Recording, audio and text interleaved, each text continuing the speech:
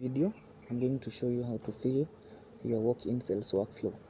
So as you can see up there, our workflow has two main parts. There's the summary banner that you can see that is highlighted in green, and there's the main workflow. So for you to be able to access your workflow, you have to click on the workflow and not on the summary banner. So let us click on the workflow. It opens for us the workflow questions, and on this page you can see we have questions that have red stars beside it, or rather asterisks. This is to indicate that this question with the stars are mandatory, so you will not be able to submit your workflow until you have filled in all these mandatory questions. So keeping that in mind, let us start filling our workflow from the first question up to the last. So for the customer details, you can select it from a list, or you can add it if it was missing. Products sold, you can see we have for the refills, we have new purchase for the bottles, and we have other. So let us start with the refill.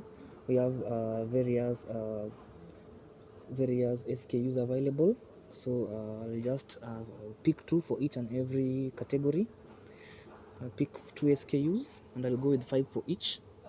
But for you, you'll fill in all the actual sales you made, or the okay.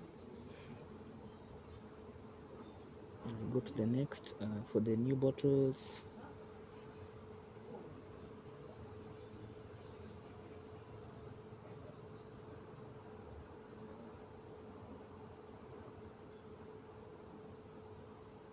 Then I go to the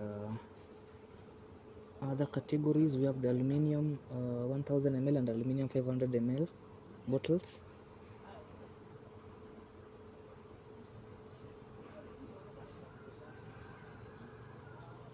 So once you're done filling in all the sales you made, you click on validate at the bottom of the screen and proceed on to the next question.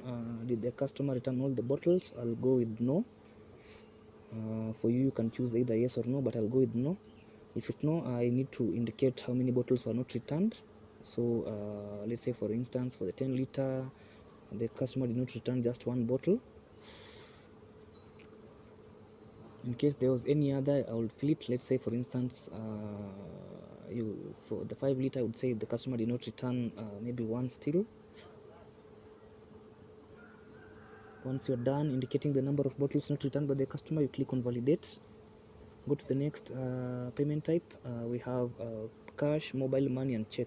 So I will click on mobile money so that you know that if you'll have to capture the transaction.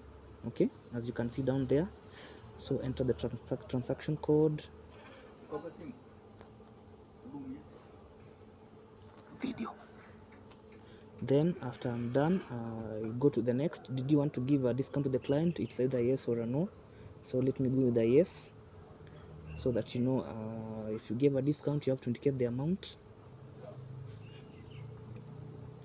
But for you, if you don't give any discount, so you will go with the no.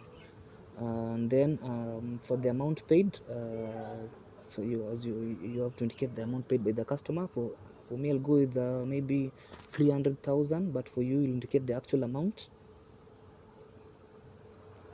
So and that's it. So you can see now that our submission button has turned from gray to green, indicating that all the mandatory questions have been filled. So I can now click on submit, and my submission is done.